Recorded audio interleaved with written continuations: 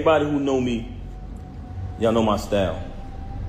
She came on here claiming that, oh, everybody, I don't do this. Yes, you do. This is exactly the only thing you do. You know what I mean? Normally, I wouldn't even entertain this, but the fact that you mentioned my children, I'm not letting that ride.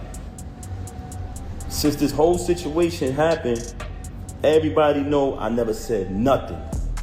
The only time I said something was the last time when she tried to clout chase with the whole fake thing she tried to put on Instagram before. But ever since this transpired, I never opened my mouth, never said nothing because that's not my style. And also, I would never want to disrespect her. You know what I mean? Actions speak way louder than words. Initially, when it transpired, which was 2022, when she started dealing with the lane. But that wasn't the first time I caught her cheating. I've caught her cheating numerous times since she's been home. What up, my people? Back at it again, man. Who we got on the roster today? We got that boy, Papoose. Man, Papoose decided he wanted to wake up because he was tired of everybody and everything. Really, Remy Ma. He was tired of all the stuff that she was on, and he decided to air her out. Let's get right into it. Like I said earlier, for those who just came on the live, everybody who know me, and I'm talking about speaking with my actions, I don't do this. I don't clout chase. I never come on social media talking about anything. Even when I got stabbed in my back. Even when I got stabbed in my back by the person that I moved mountains for, fought battles, did everything, was super loyal to, I still didn't slander you. I still didn't say nothing. I just kept it moving. But you had the audacity to mention my children. So since you want to mention my children, and that I can't let ride. A lot of people in your path, that's not you. Don't entertain it. You know what I'm saying? People see through it. She's bitter. She's miserable. Yeah, that's a fact. But you mentioned my children, and that I'm not letting ride. So with that being said, you abandoned my child for months. I'm sorry, for days at a time. Knowing she had to go to school the next day, knowing I had to go to work the next day since you want to get up on here and say, oh, you don't have a job. Because you know, when I got the executive position at TuneCore initially, knowing I had to go to work the next day, knowing my daughter had to go to school, you stayed out with the lane. You stayed out with the lane. You want to talk, and you stayed out with the lane while your daughter was crying for you. Tears. Also, she wanted to talk about all of this money talk and all of this and what I don't got and what I got. Since I met her, I have written 90% of the rhymes that came out of her mouth. And with me saying that, I want to say this to y'all. Anyone who has an iPhone, you know how iPhones work. When I was younger, I used to be able to write rhymes in my head, create rhymes in my head, and remember them. Just like that. As time went on, I got a little older, I started to write rhymes in my email draft. Now, if you have an iPhone, you go in your email draft. If anybody come around me, and we're in the flesh next to each other, I can type in any word from one of her songs, and her entire rap will come up. The entire verse will come up. I never asked for a penny. I never asked for credit. She was my wife. I didn't want anything from her. I just wanted to see her win. Like I said, I have written 90% of the rhymes that came out of her mouth since I met her. Y'all said it. Y'all said it numerous times. Oh, we know that's Pat behind that pen. Did I ever agree with y'all? Did I ever put it out there? I never said I wrote her rhymes. I left it. I didn't need the credit. All I wanted her to do was win. Wrote the rhymes, did the contracts, security, the whole shit. If you analyze her live, the whole thing is about all of this money talk. Why? Because she wants y'all to think that she's this big shot. I don't need to come up here and perpetrate no fraud like I'm a big shot, like I'm this and I'm that. For the simple fact that I speak with my actions. Foremost, very bipolar, very delusional. This is a person who will sit in front of you. She will post that live, and she'll say later, I didn't do that. I wasn't on live.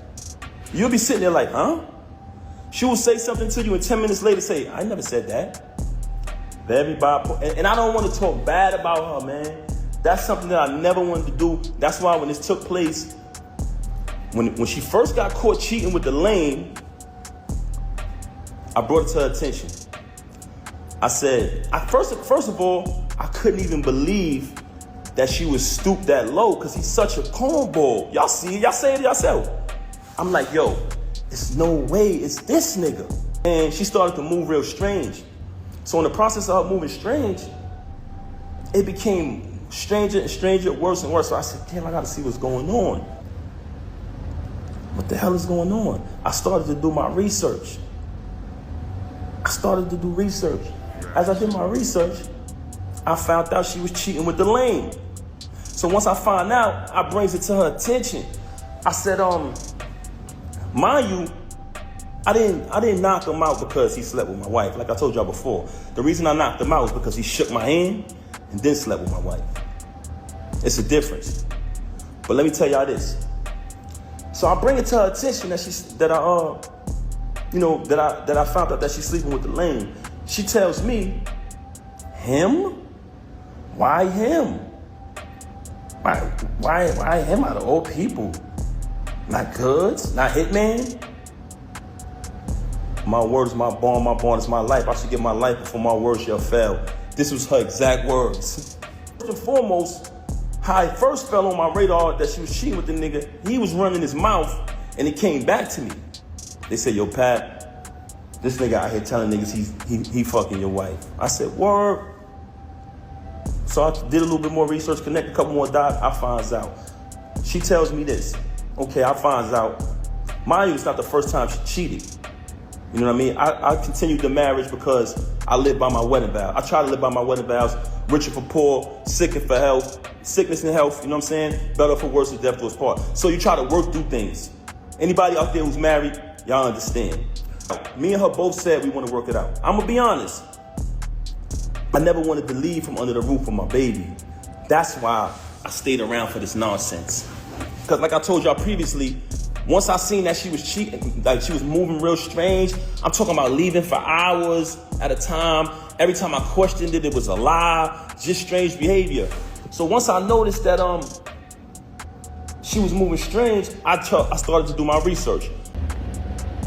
Okay, back to the subject of the matter. So I go to the event. It's the battle with him and Hitman. Everybody there. Everybody remember that event. Y'all notice I never came on the stage, right? Never came on the stage, stayed in the crowd, fell back. Watched the entire little week battle, whatever, you know what I'm saying? On his behalf, because he trash. Watch him do his little trash battle. You know what I'm saying? So as I'm watching it, I never did nothing. When we left the battle, I went home with my daughter. She went home with the lame. Went home with the lame. Okay. She came home. She went home with the lane, stayed out all night, came home probably like the next morning.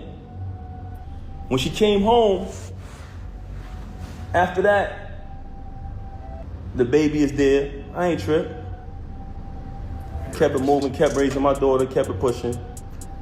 Couple days go by, things a little peaceful around the crib.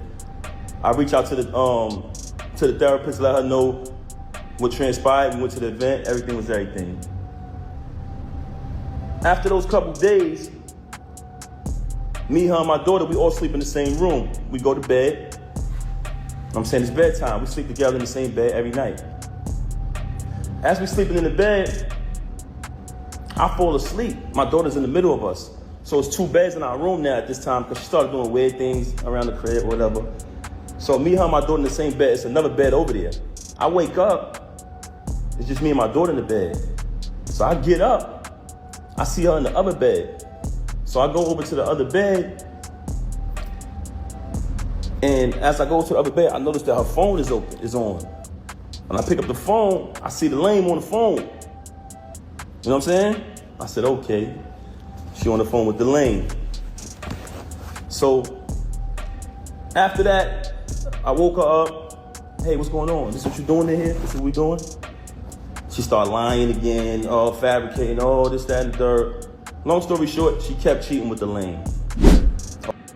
A lot of people be thinking these celebrities, relationships is perfect and everything like that, and thinking that everything is all great and sunshines and flowers on their side of the town. But then you get something like this, a wake-up call, to show everybody that every relationship ain't perfect. You get what I'm saying? A lot of people be up in relationships and thinking that their relationship is terrible or messed up. Man, look at Papoose and Remy Ma. Papoose went to the jail, went to visit her, stayed down for her, cheered her on. He was everything a woman wants, right? So you thought, so you think. But the whole time, Remy Ma was cheating on him. From what he was saying, she was cheating on him from the beginning. Think about it. Think about it. He was cheating on her from the beginning. She was cheating on him for a long time, bro. Now, the thing is, now I'm starting to wonder, like, who is these other people that she was cheating on him with? Because he said that old boy was the only one that ran around running his mouth telling people that he had slept with Remy Ma. But everybody else, whoever else slept with her, they didn't say nothing. He was the only one. So, with that being said, a lot of times people be out here thinking that these celebrities' relationships is perfect. You see these people on TV, these people got all this money, they riding around these lovely cars, they living in these big old houses and everything like that. But the whole time, there's a lot of temptation going on in the background.